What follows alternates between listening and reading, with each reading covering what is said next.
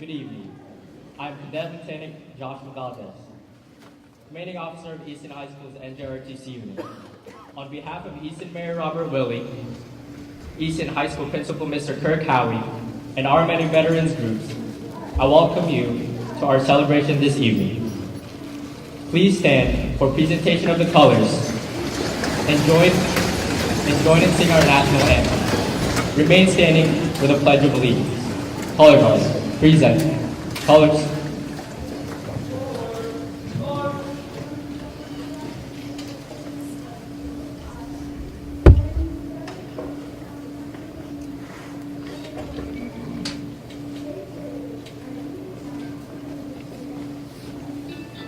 Color guard, hold, left, face, present, colors.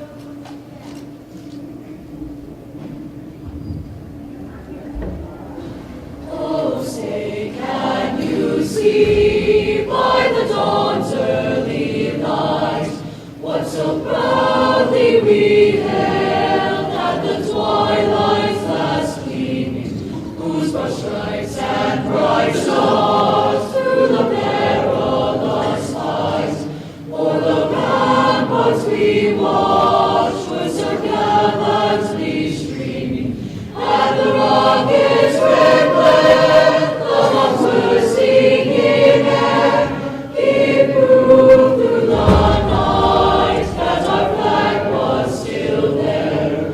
Oh, say does that star-spangled banner yet wave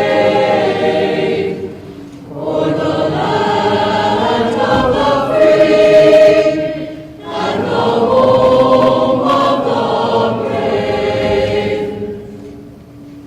Please join me in reciting the Pledge of Allegiance.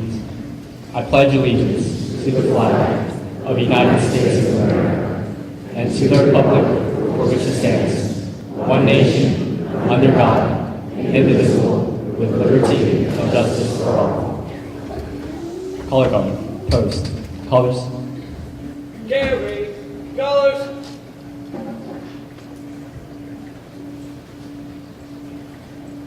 Right, face, forward, march.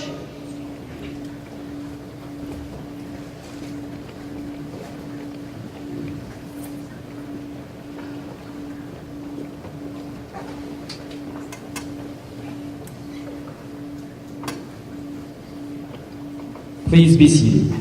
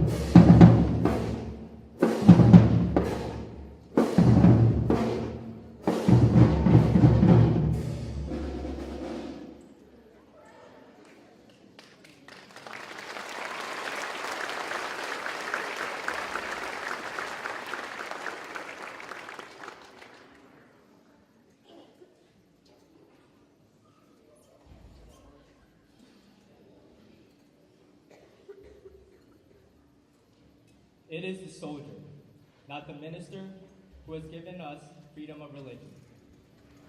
It is the soldier, not the reporter, who has given us freedom of the press. It is the soldier, not the poet, who has given us freedom of speech. It is the soldier, not the campus organizer, who has given us freedom to protest. It is the soldier, not the lawyer, who has given us the right to a fair trial. It is the soldier, not the politician, who has given us the right to vote.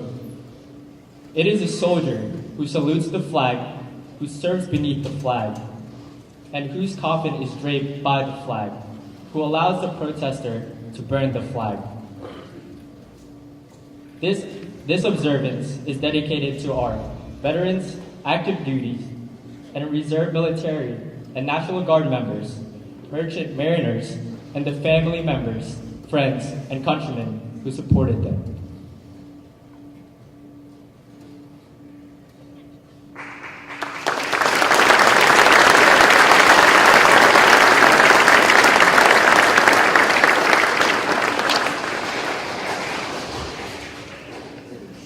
Good evening. I am Cadet Jahir Brown. In 1921, an American soldier, his name known but to God, was buried on the Virginia hillside overlooking the Potomac River and the city of Washington. The Arlington National Cemetery burial site of this unknown World War I soldier became the personification of dignity and reverence for America's veterans. These memorial gestures all took place on November 11th, giving universal recognition to celebrated ending of World War I, the 11th hour of the 11th day of the 11th month, Armistice Day.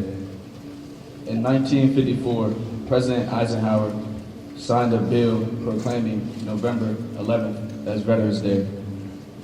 Among veterans, there exists a shared intensity of dedication to the ideas of freedom and democracy, a sense of pride and understanding and respect for each other because they realize that they have each contributed to the greater good. Our veterans understand the true essence of America. So what is a vet? A veteran could be an Easton police officer, a Talbot County waterman, or an electrician from track. A veteran could be a nurse or an Easton High faculty member.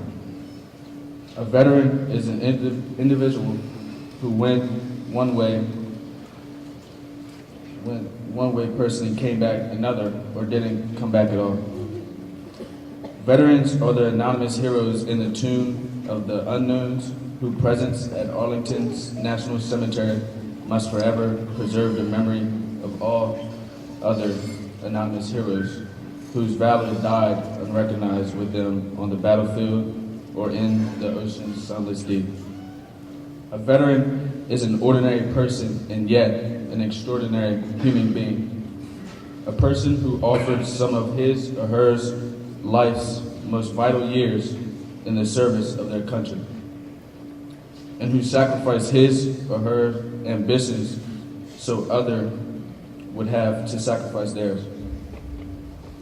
A veteran is a savior, is a soldier and a savior, a sword against the darkness.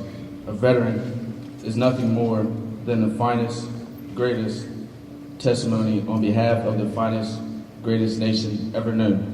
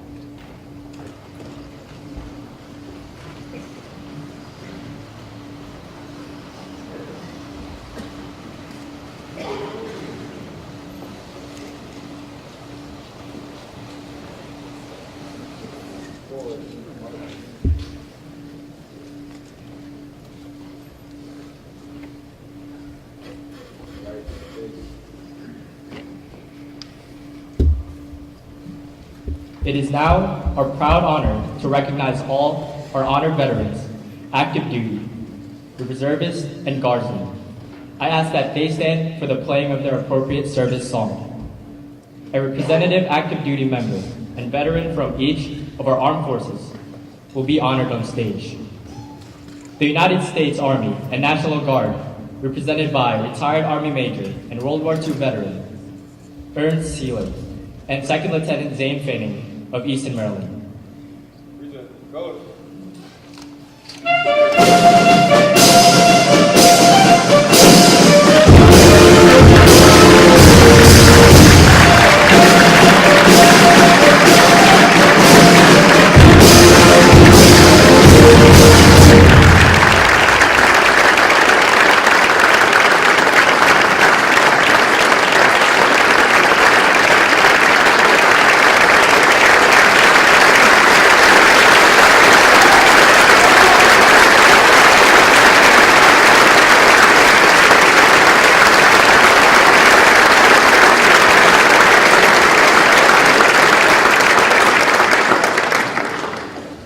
The United States Navy and Merchant Marine.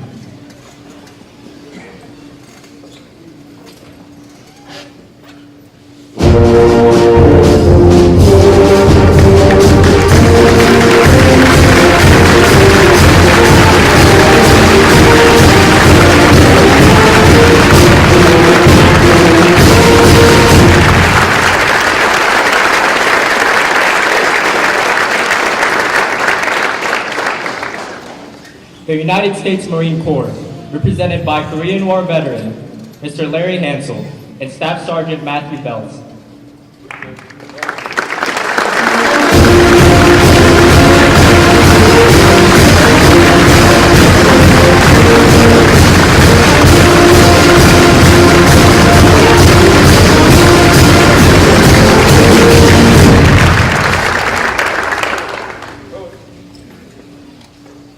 The United States Air Force and Air National Guard, represented by Staff Sergeant Marcus Wesley from Goldsboro, Maryland.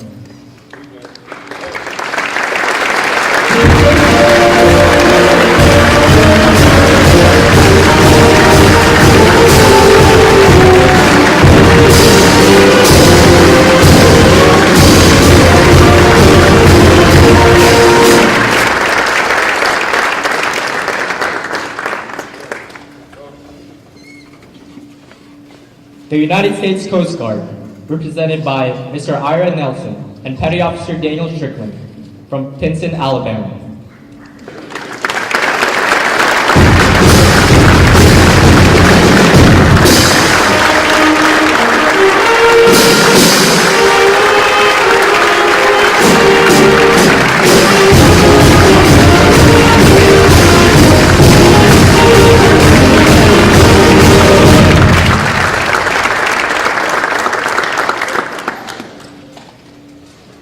I again ask for all active duty military, reservists, guardsmen, and veterans to please rise and be recognized.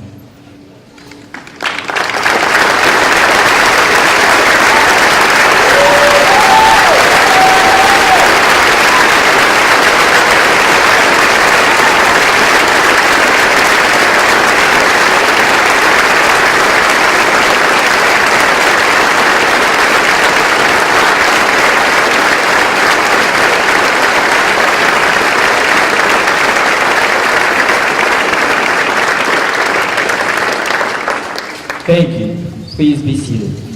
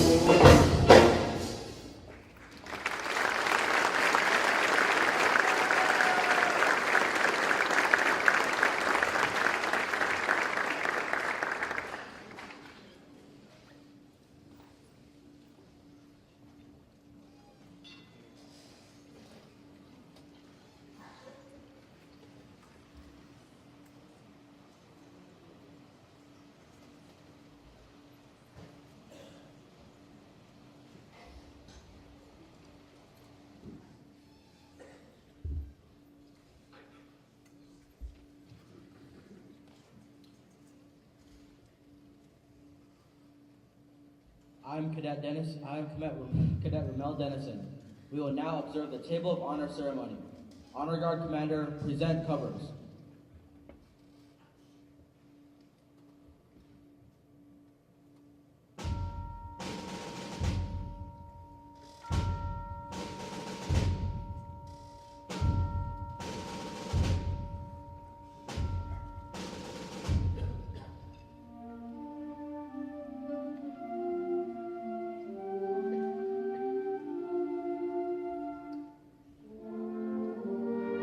On this stage, you see a table fully set, but empty.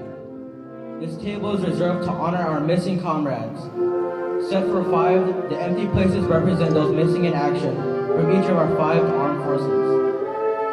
Army, Navy, Air Force, Marines, and Coast Guard. As the Honor Guard places a service cover on each of the 5 empty plates, I would like to consider their sacrifices as I explain the meaning of the items on the table. The table is round to represent our everlasting concern for our service members still missing in action. The tablecloth is white, symbolizing the purity of their motives when answering the call of duty.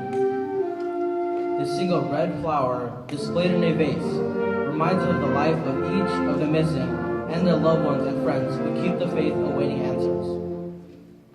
The vase is tied with a yellow ribbon, symbol of our continued determination to account for our missing.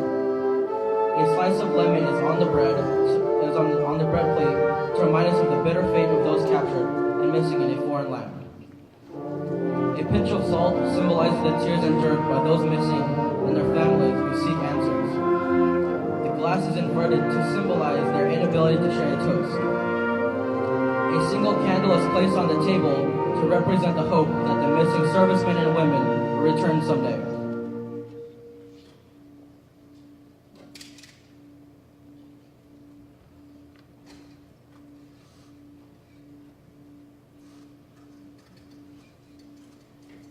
Please observe a moment of silence in honor and memory of our departed and missing heroes.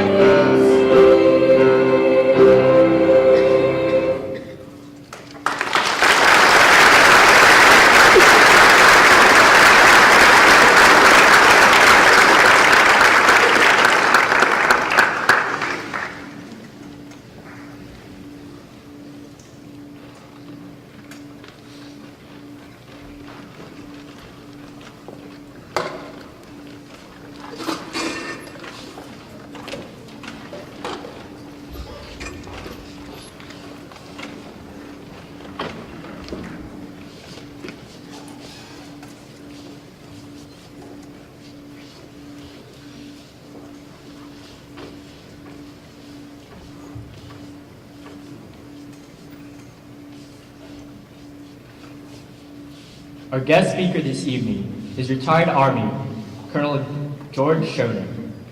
Colonel Schoner began his 24-year career serving 3 years as an Army medic. He then attended and graduated from the U.S. Military Academy in West Point, New York. He then served 21 years in the U.S. Army Corps of Engineers. Colonel Schoner served in Vietnam and had tours in Alaska, Europe, Australia, and multiple locations in the United States. Please welcome Colonel Schoner.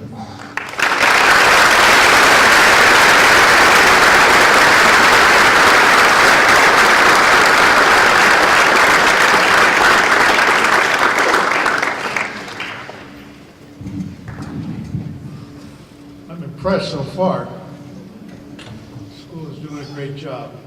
On behalf of the veterans and their families, members present here today, I want to thank the Town of Easton, Easton Business Alliance, the VFW, the American Legions, the Easton High School staff, the Navy Junior ROTC, and of course the students of Easton High School for hosting this Veterans Day event.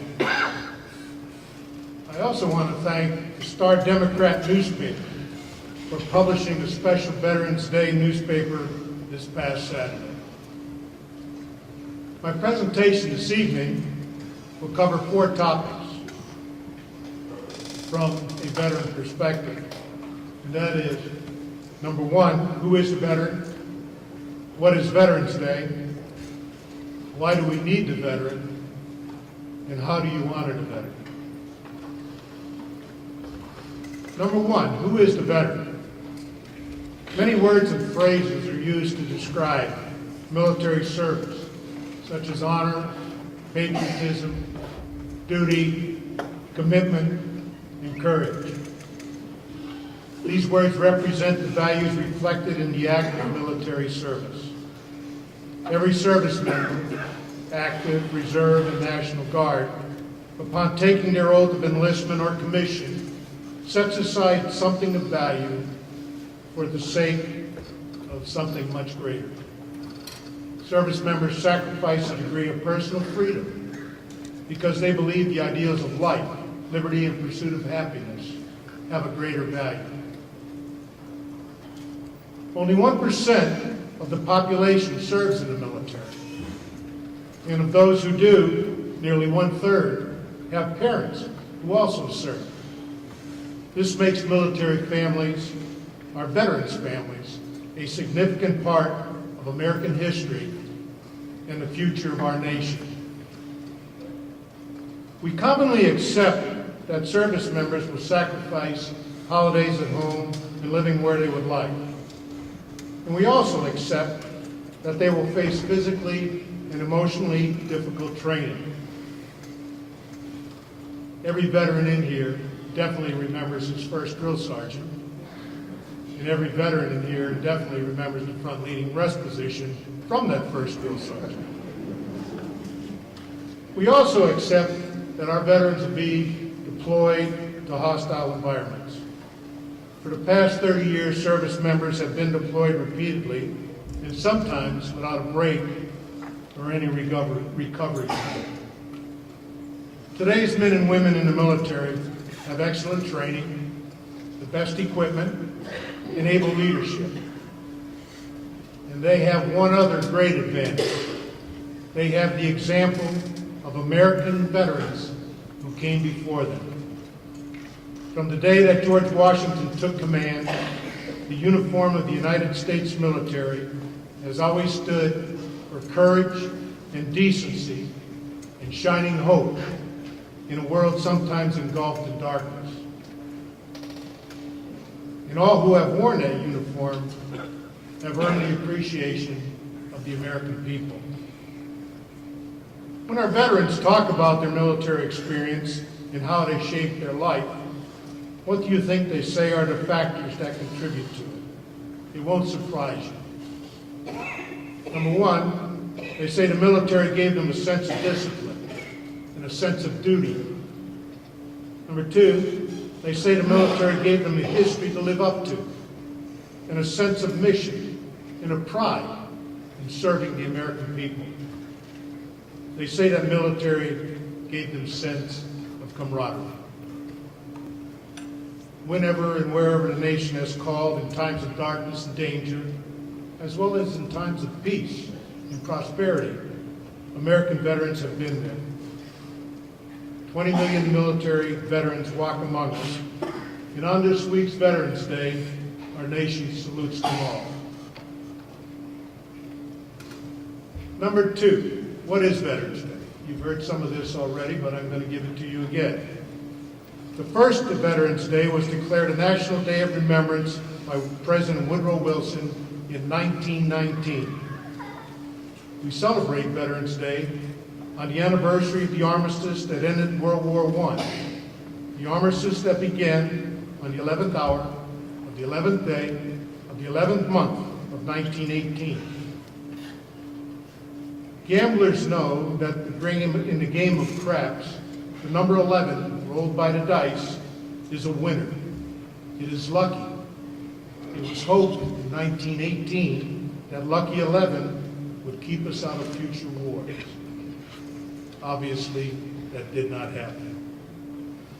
In the years since President Wilson made the 11th of November a National Day of Remembrance, the scope of our observance has changed. From a day set aside to remember the dead from one war, to a day in which American veterans from all wars, as well as those who served in times of peace, could be honored. Veterans Day is set aside to remember every man and woman who has taken up arms to defend our country. We honor every soldier, sailor, airman, Marine, and Coast Guardman who gave some of the best years of their lives to the service of the United States and stood ready to give life itself on our behalf. Back when I joined the Army, President John F. Kennedy was in office. And John F. Kennedy once said that a nation reveals itself not only by the people it produces, but also by the people it honors, the people it remembers. Number 3, why do we need the veteran? Most Americans truly love our veterans, especially at gatherings like this, around Veterans Day and Memorial Day. And while their feelings are usually sincere, it is important to remember that service members, those that are about to be the future veterans, are defending us 365 days a year. The heroism that has been demonstrated time and again by veterans from the American Revolution to the global war on terrorism is sometimes unnoticed by those of us who enjoy the security of their sacrifice. Within the past few days, the following headlines were noted by national news agencies. China has practiced bombing runs targeting Guam. North Korea, threat of above-ground bomb test is serious. Taliban fighters mass in western Afghan province. Israel destroys tunnel from Gaza, killing 7 Palestinians. Saudi foreign minister says Iran major obstacle to peace efforts in Yemen. Russia says Putin directed ICBM test launches as NATO decries past drills. There's no doubt our nation will continue to need veterans because we will continue to need service members. It is our military strength that gives all of us peace of mind. I will say that again. It is our military strength that gives all of us peace of mind.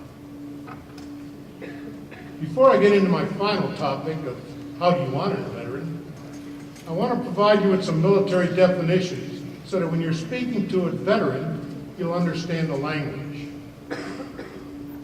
Now, if you ask a veteran to get up ridiculously early in the morning, he's going to tell you that he has to get up at dark 30 or at stupid o'clock. These are things that he knows. If he tells you he was in the Army as an infantryman or in the Marine Corps as an infantryman, he's going to tell you he's a grunt. When he asks you for chow, he's actually asking you for food. And when he first joined the military, he was a slick sleeve. There's no doubt about it. That means he was a new recruit with no rank. At some point in the military, every veteran became a short-timer. That's someone who's counting the days until they're out of service or they're returning to the United States. Some are getting to be short-timers for Social Security now. Now, the thing you need to know is that a short-timer can live in a matchbox. Also, a short-timer can sit on a piece of paper and dangle his feet. That is really short. And a cousin to a short-timer is the double-digit midget. That is someone who has less than 100 days to go. Now, when I entered the Army, I was given a pair of eyeglasses, and they're commonly known as BCGs, birth control glasses. They were very ugly, by the way. And as your veteran leaves the house and he wants to put on his cover, it means he wants to put on his hat. And if he's asking for chipped beef and toast, he's more likely going to ask for SOS. And you're going to have to ask the veteran what that stands for. If he's going to be opening a can, he's going to be looking for his P38, and that is the item he uses to open cans. If he's going to go see bones, he's probably going to go see the doctor. And if he's talking to a young lieutenant, like the one we had up on the stage here, he's going to be talking to a butter bar. So if you're a second lieutenant or an ensign, you're a butter bar. Veterans always have each other's back, and they normally will say, "I've got your 6."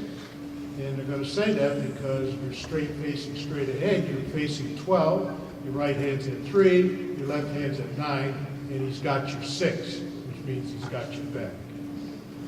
If you're not an airborne soldier, you're late.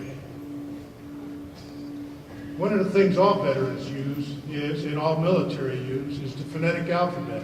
So it's Alpha, Bravo, Charlie, Delta, or Whiskey, X-Ray, Yankee, Zulu. But the one I like best of all is Tango Yankee, which is phonetic alphabet for thank you. Okay, I'm going to move on to my final subject here, which is how do you honor the veteran? Well, we owe our nation's veterans a debt we can never repay. We can and should remember them and what they did and why they had to be brave for us. But we must honor them with deeds, not just words. So how do Americans properly thank their veterans this day? It can be as simple as saying, "Thank you for your service." But that's just the beginning. Americans can thank its veterans by living their lives and enjoying America's greatness. You can thank veterans by taking full advantage of all your rights that they defended. You students, before you know it, you're all going to be adults.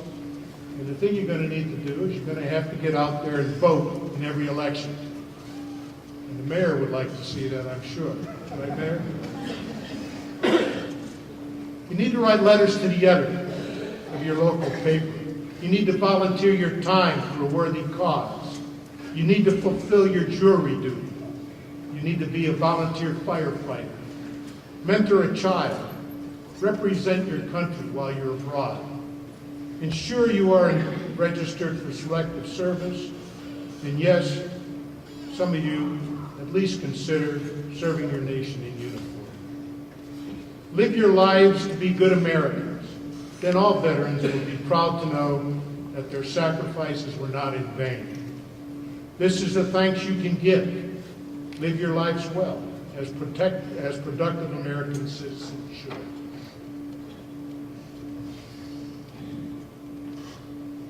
To me, it doesn't seem very long ago when I returned from the Vietnam War that I, along with many veterans in this audience, were met with hate and disrespect because many Americans did not believe in the war.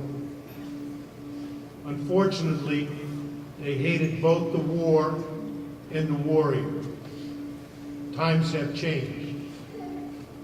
Today, I'm glad to say, Americans openly appreciate the sacrifices that warriors make. So listen up, veterans. We stood our watch. Now we need to know how to respond when someone says, "Thank you for your service." Here are some responses other than "you're welcome." You could say, "It was an honor to serve," or "It was a privilege to serve," or "I'm humbled to serve a grateful nation." Or you can respond back with a thank you yourself, such as, "Thank you for your support. It is greatly appreciated." Veterans, I think the most important thing that you acknowledge, that you do acknowledge the person thanking you in whatever way that sounds the most appreciative and sincere coming from you. Finally, veterans have provided Americans with freedom, security, and the greatest nation on earth. It is impossible to put a price on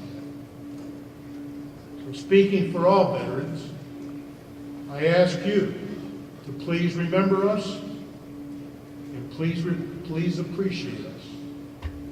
God bless you all for being here. God bless our veterans. And God bless America. Thank you.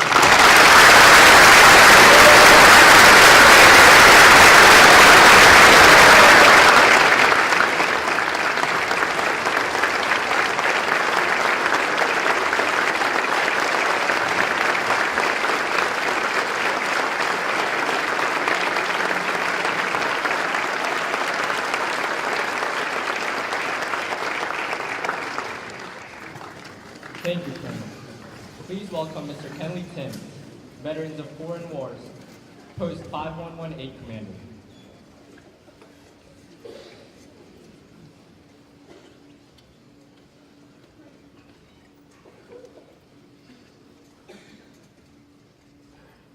Commander Hammond, I'd like to thank you for giving me time to speak tonight about the Vietnam Travel Memorial Wall that's coming to the VFW Post 5118 in Easton, Maryland, May 31st, 2018 through June 6, 2018. The Vietnam Memorial Traveling Wall is a 3/5 scale of the actual memorial wall in Washington, D.C. It stands as a reminder of the great sacrifices made during the Vietnam War.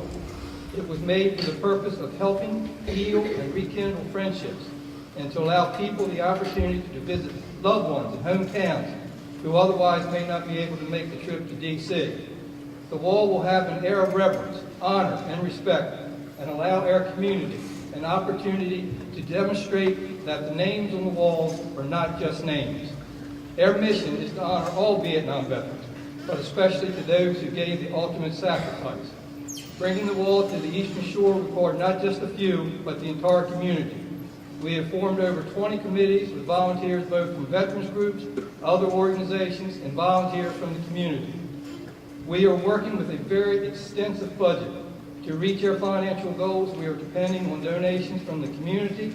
Also, we are having several fundraising events, including golf tournaments, raffles, and combat boot donation points. If you go outside, you'll see 2 combat boots. Anybody wants to drop a quarter or a dollar, we certainly would appreciate it. We will be displaying our banner through town during the fundraising event. Our banner is out at their table in the lobby. To make this a success, volunteers are needed to assemble and dismantle the wall, provide 24/7 guard duty, and numerous other tasks.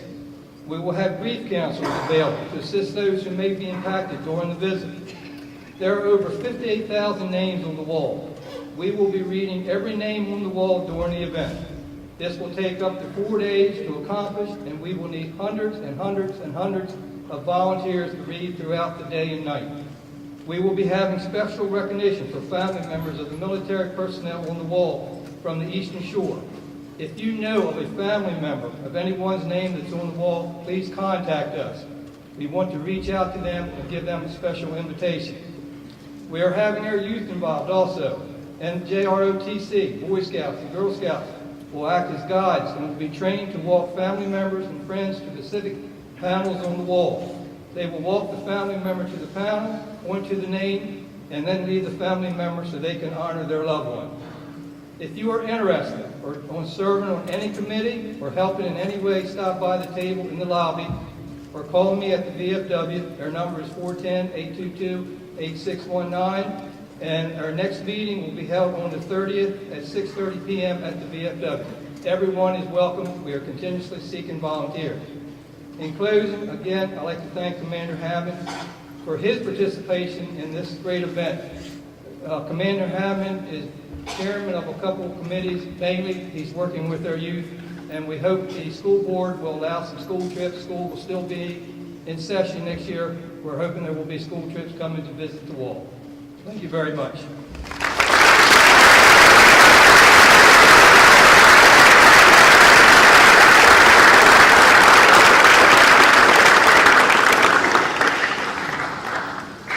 Thank you, Mr. Timms. Enjoy the NJRC Expedition Drill Team, led by Cadet Lieutenant Commander Josh Valdez.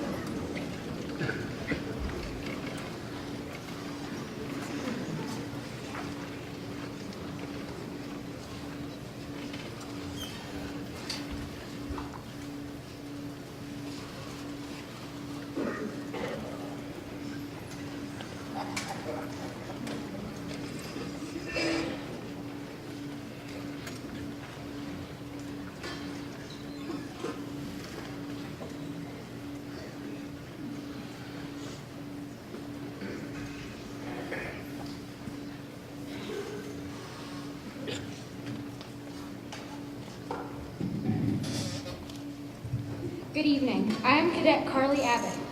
All military personnel are familiar with standing watches or periods of duty. They stand watches alertly, resolutely, and bravely to ensure that nothing bad happens on their watch. The following passage is a part of many retirement ceremonies. And now, as we honor our veterans today, we have a final expression of respect for you, the watch. For many years, you have stood the watch. While some of us were in our bunks at night, you stood the watch. While some of us were in schools learning our trade, you stood the watch. Yes, even before many of us were born into the world, you stood the watch. In those years, when the storm clouds of war were seen brewing on the horizon of history, you stood the watch. Many times you would cast an eye from afar and see your family standing there, needing your guidance and help, needing that hand to hold during those hard times. But you stood the watch. You stood the watch so that we, our families, and our fellow countrymen could sleep soundly and safely each and every night, knowing that you stood the watch. Today, we are here to say, shipmate, the watch stands relieved. Relieved by those you have trained, guided, and led. Shipmate, you stand relieved. We have the watch.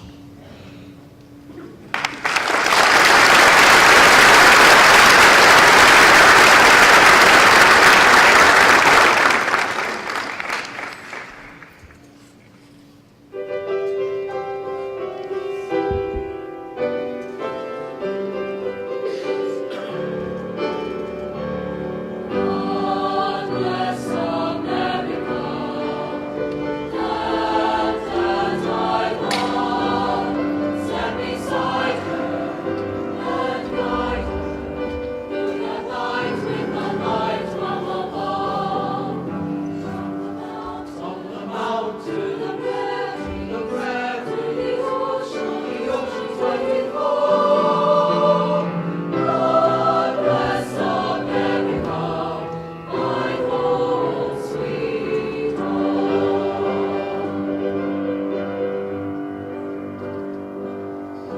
God bless America, land that I love.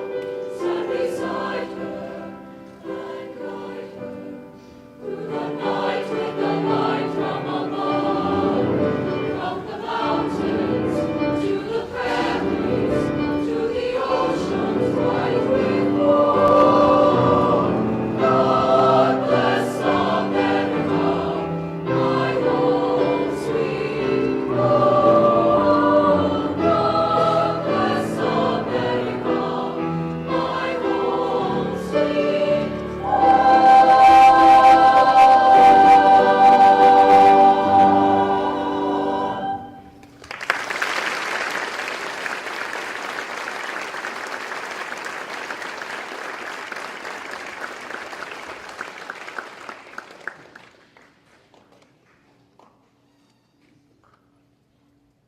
Ladies and gentlemen, honored veterans and military, friends and family, thank you for sharing this evening of appreciation for our heroes. We would like to particularly acknowledge the rousing music performed by the Easton High School Band under the direction of Mr. Ritchie.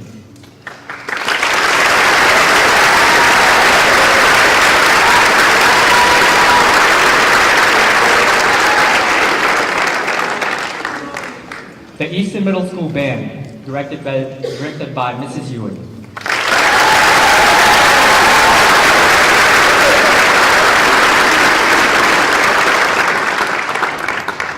The Easton High School Chamber Choir, directed by Miss Davis.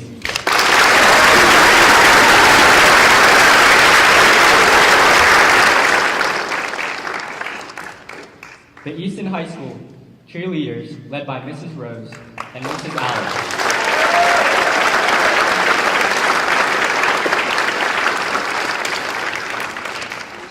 Our bagpiper, Mr. Randy Welch.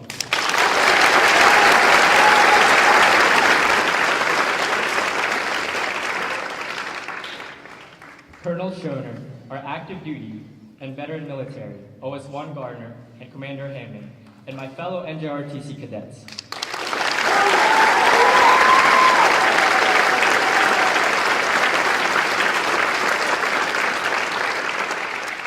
Refreshments are available in the lobby after this program, provided by the Veterans of Foreign War Post 5118 and American Legion Post 70 and 77 Ladies Auxiliaries. Please enjoy the music as we close out our program. Remember to thank and support our veterans, active duty military, reservists, and National Guardsmen for preserving our freedom. If you enjoy freedom, think of them. Good evening.